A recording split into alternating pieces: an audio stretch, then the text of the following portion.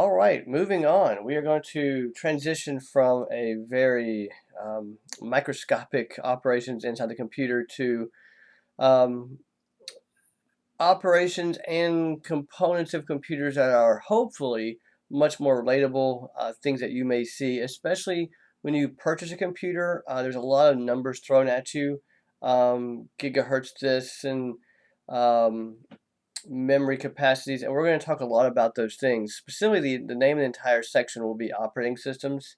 You may ask yourself, what is an operating system? This is generally abbreviated OS, so you may have heard that phrase OS before. What is an operating system? It's misunderstood. A lot of people think, oh, Windows is an operating system.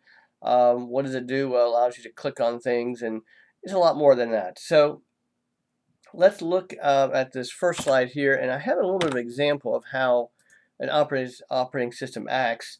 Well, first of all, here's a simple definition. Is an operating system acts as a middleman between hardware and software. What is hardware?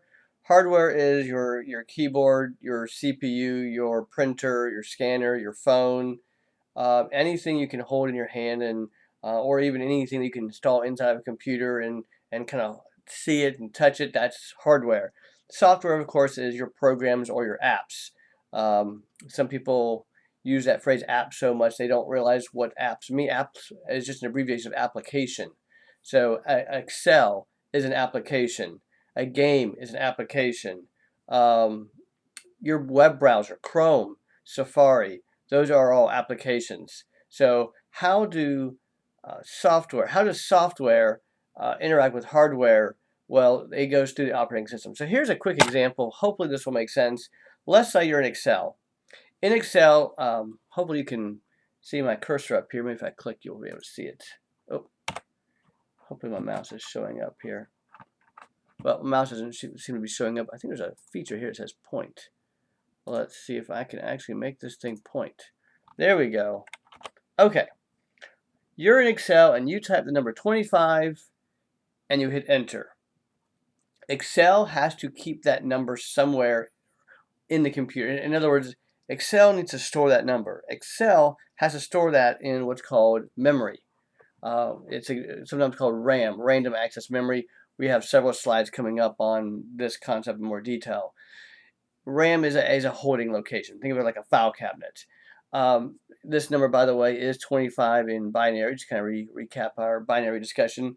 You hit enter and you type the number 31. So Excel has to put something into memory, which is hardware.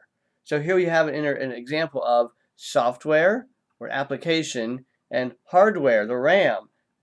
Well, Excel does not have to worry about the actual implementation of which ones and zeros gets used or which address gets used.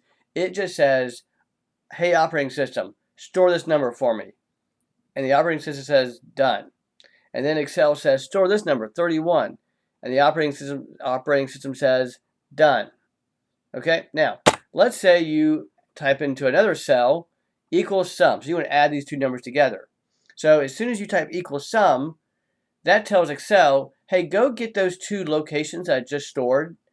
I don't know where they are, but you know that A1 is somewhere inside your computer, but I don't care where it is. Operating system, that's your job. And you know where 31 is. Go get those two cells, whatever they are, add them up. Well, of course, who does the adding?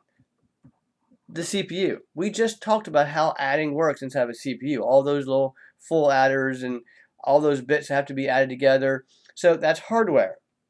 So the RAM, the operating system goes to the RAM, retrieves those values, sends them through a bus. We talked about bus in the last video, kind of a bus through your computer into the CPU. The CPU does that math. It sends the answer back out to the operating system, and the CPU is basically saying, operating system, store this answer somewhere. I don't care where it is. And so it stores it, and then it sends it back to the screen, and so Excel can display it.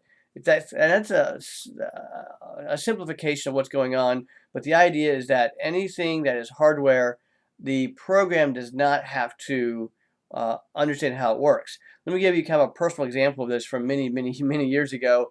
When I first started working with computers, the operating system was still there. We had an operating system, but it didn't handle all hardware. So for example, printing was a feature that generally was not handled by the operating system, which means if I bought, and this was very popular back in the early 90s, software that did things like banners and calendars and cards and signs and posters, and that was one of the things people really loved about using computers back in the 90s, was the ability to print things out in color. And anyway, one of the problems is when you install the program, it asked you what type of printer you had, and it had 12 options.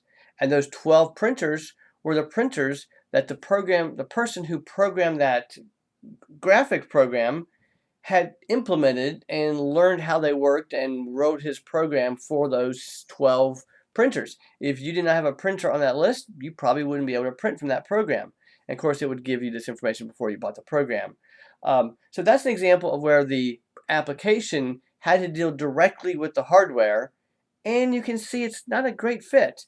It just makes more sense if someone is in the middle there.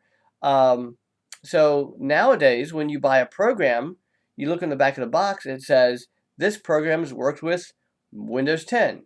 Or it may say, this worked with Mac OS. Or maybe you have on your phone a application that says it requires iOS 10 or 11. It doesn't talk about the hardware.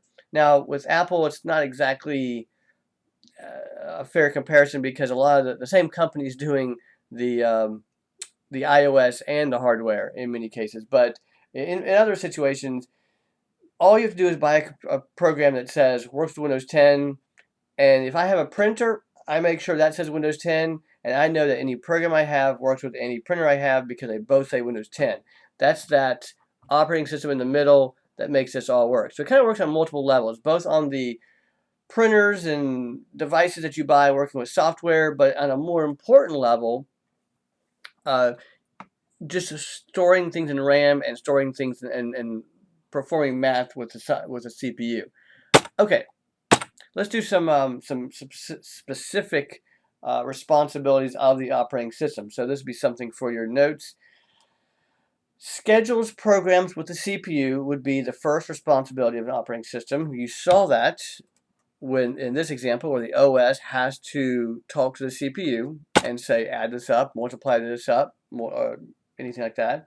Number two, it allocates addresses in memory, and that is what you saw in this step right here where it said operating system, store this answer somewhere in memory you figured out.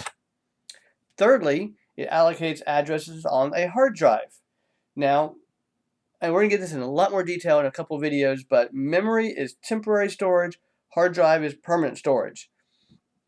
When you turn your computer off, your memory is all zeroed out, all erased, which means you have to store it on some sort of permanent device, generally a hard drive, if you want to save it. Where on that hard drive? You don't care. The program you're saving, Word, doesn't care. It just says operating system, save this file. And now some people, and it's not the same thing as folders and directories. You do specify what folder, but where on the actual drive, which actual ones and zeros are used, the operating system does all that. You don't care about it, not even Microsoft Word cares about it. And then fourthly, provides an interface for the user. And what I mean by that is, if you can't see anything on your screen, if you can't print anything out, if you don't have a keyboard, if you don't have a mouse, you really don't have a functioning computer. So we're going to look at probably more. I have a picture of a mouse here, but there's actually a lot of interfaces for computers nowadays. Okay, now we're going to go back in more detail on each of these four in future videos. I'm going to stop here. It's a good stopping point.